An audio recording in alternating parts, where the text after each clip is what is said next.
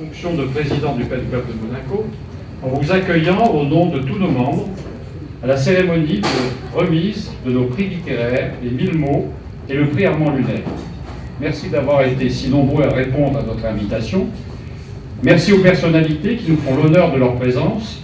Monsieur Jacques Boisson, secrétaire d'État de Son Altesse Sérénissime le Prince, le lieutenant-colonel Laurent Solaire, chambellan de Son Altesse Sérénissime le Prince, Madame Anne-Marie Boisbouvier, conseiller au cabinet de Son Altesse Sérénissime le Prince, Monsieur Daniel Boéry, conseiller national, président de la commission Culture et Patrimoine, membre du Pen Club, Madame Françoise Gamerdinger, conseiller communal délégué à la culture et directeur adjoint des affaires culturelles, Monsieur Thomas Fouilleron, directeur des archives et de la bibliothèque du Palais, membre du Pen Club, Monsieur Pierre Cellario, proviseur du lycée Albert Ier, Monsieur Jean-Marc Deoriti, proviseur du lycée technique et hôtelier, avec son équipe et ses élèves qui nous reçoit si professionnellement et amicalement dans son bel établissement.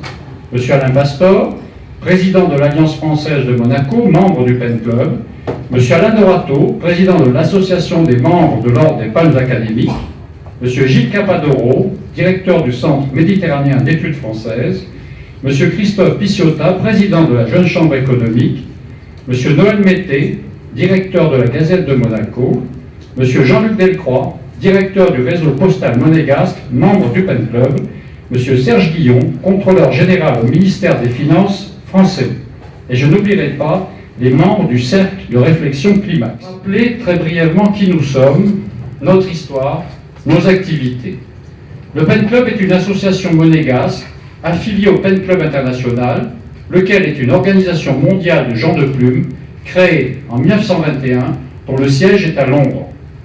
En tant qu'organisation non gouvernementale, le Pen Club International entretient des relations formelles de consultation avec l'UNESCO et il est doté d'un statut consultatif auprès du Conseil économique et social des Nations Unies. Il compte de nos jours environ 15 000 membres dans plus de 100 pays.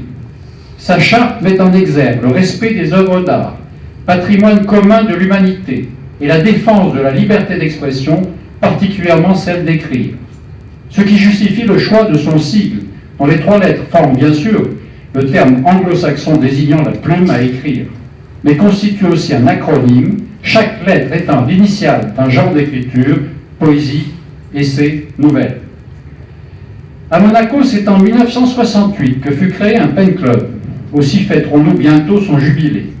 Création à l'initiative d'Armand Lunel, ancien professeur agrégé de philosophie au lycée Albert Ier, mais aussi écrivain renommé, qui fut notamment le premier lauréat du prix Théophraste Renaudot en 1926.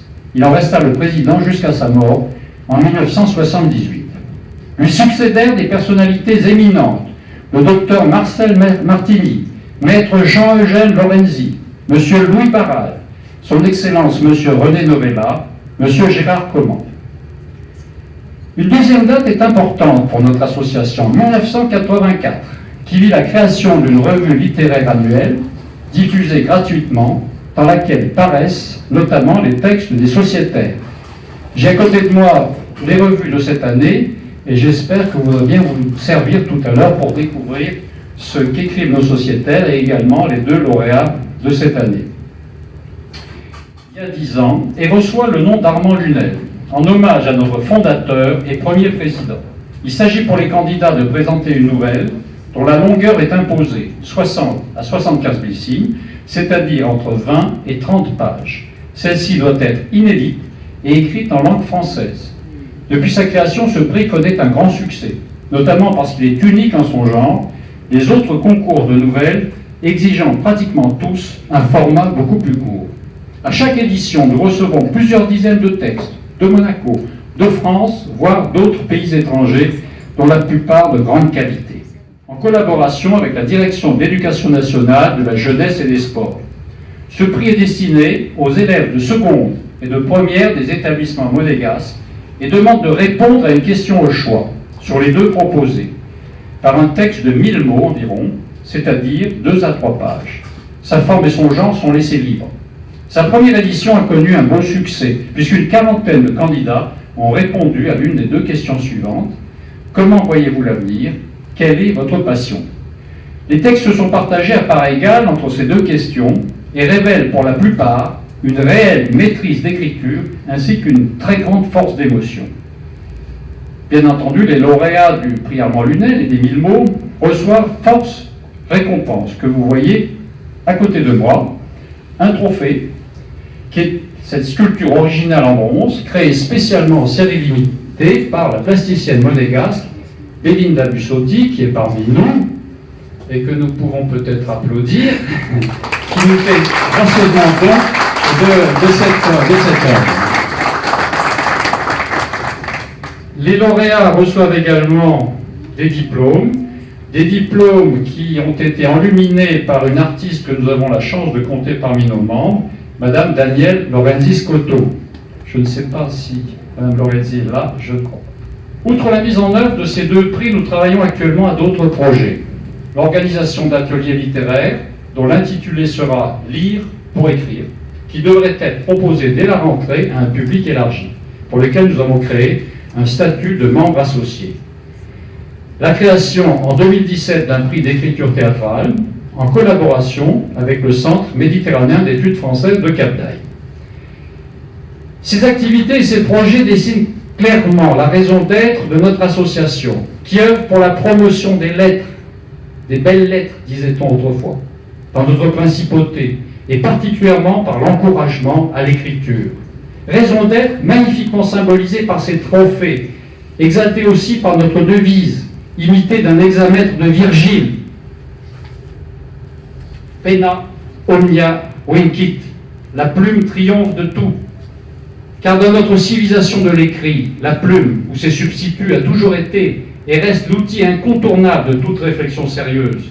Elle le fut jadis et naguère, elle est encore aujourd'hui, où le traitement de texte n'en est qu'un avatar pratique. Écrire oblige à une réflexion et un apprentissage qui permettent d'exercer véritablement et librement son esprit critique à partir de ce que l'on découvre du monde, des choses et des êtres. Écrire est une pratique essentielle pour acquérir une langue permettant une véritable intégration sociale.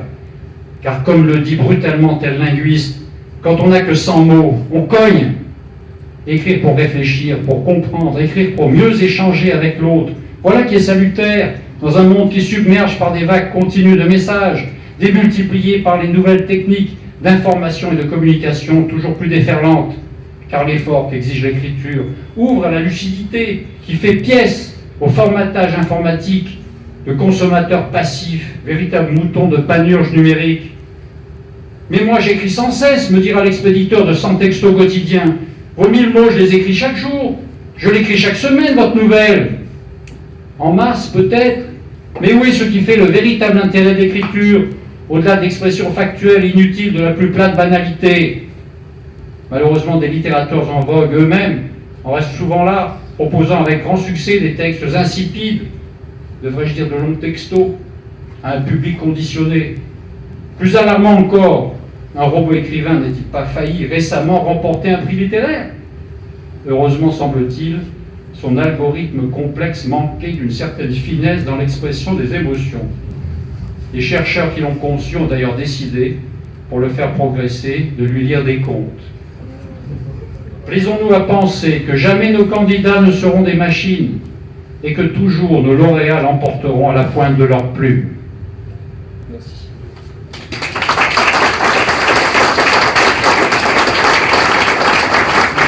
Nous allons justement fêter ces candidats et candidats de cette année en procédant à la remise des prix. Nous appelons d'abord la lauréate des 1000 mots, mademoiselle Marika Ruggiero. Monsieur Jacques Boisson.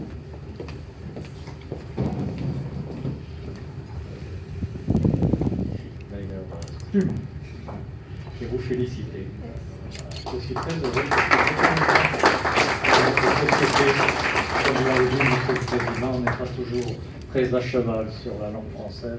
Et là, je crois que c'est la preuve que notre jeunesse est prête à prendre le relais. Je vous remercie et encore bravo. Mis par son proviseur, M. Pierre Cellario. Félicitations. Je suis ravi qu'une élève du lycée Albert Ier ait remporté ce prix et avec plaisir que je lui remets ce diplôme.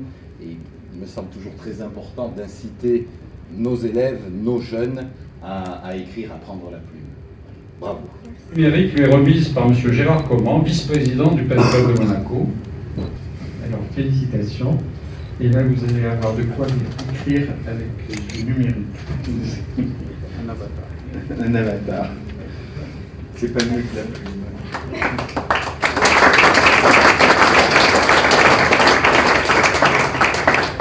Est-ce que Marika veut nous dire quelques mots sur son strophe? En fait, c'est un poème en vers libre et strophique tout de même, avec des vers hétéronomiques, c'est-à-dire de longueurs différentes. Et il y a un refrain qui revient, et ce refrain est également la première strophe que Marika accepte de nous lire. Ô avenir, que de toi désirer, que devons-nous espérer, toujours rêveurs et obstinés. Hélas, rien n'est jamais comme nous l'avons espéré. Et si tout se réalisait, ô avenir, que nous as-tu réservé? Votre tour est la suite. Bravo. Merci Marika. Nous en arrivons au Pré Armand Lunel qui depuis 10 ans est devenu une véritable institution dans notre association. Là encore la concurrence était très difficile puisque nous avons reçu plusieurs dizaines de textes et Madame Virginie Lemarchand a eu vraiment beaucoup de mérite de l'emporter, pratiquement à l'unanimité, avec sa nouvelle intitulée L'île. Madame Lemarchand.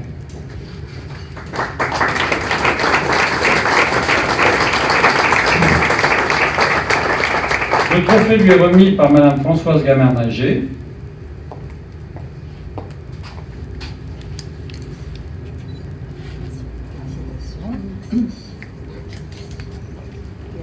Je vous félicite pour ce très très important que de récompenser un auteur.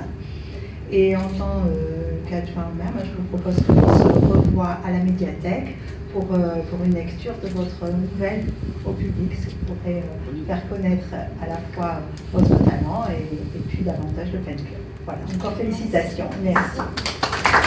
Le petit-fils d'Armand Lunel, Monsieur Daniel Jessula. Mes félicitations, madame. Je vous remets donc le diplôme de votre œuvre que j'ai beaucoup apprécié. L'ouvrage de mon grand-père. Le premier est un de ses plus anciens ouvrages, publié en 1930. J'en ai retrouvé quelques-uns, donc j'espère que ceci vous intéressera. Le deuxième a été consacré à la biographie de son ami d'enfance et pour lequel il a écrit il a été co-auteur d'opéra, Darius Milhaud, dont il a écrit la vie.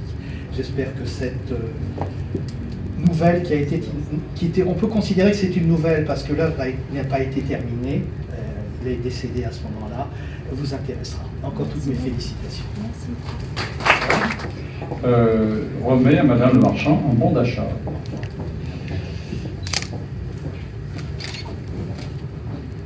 Je vous remets un bon d'achat de la FNAC, vous pourrez acheter ce que vous voulez, des livres ou une tablette numérique, comme vous voulez. Hein, donc je pense que la préférence ira au livre. Donc voilà, je vous remets le bon d'achat dans du Pen Club.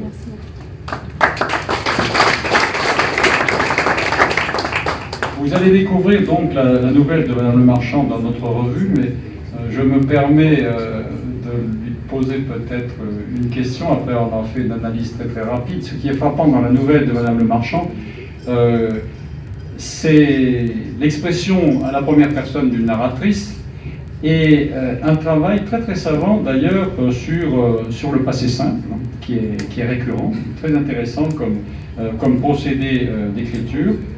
Mais puisque l'auditoire ne connaît pas votre nouvelle, je me permets quand même de poser une question qui lui donnera peut-être une lecture autre de ce qu'ils découvriront.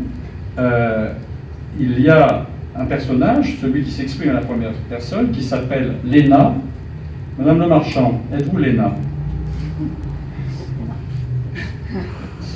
Léna n'est pas moi, mais elle a certains de mes souvenirs, mais ce n'est pas moi. Mais par contre, je n'ai pas pu écrire cette nouvelle autrement qu'à la première personne, parce que les émotions et l'écriture étaient plus faciles pour moi en disant c'était naturel. Ça s'est imposé à moi. mais Léna n'est pas mère. Très bien. Voilà, je vais applaudir encore nos honoraires.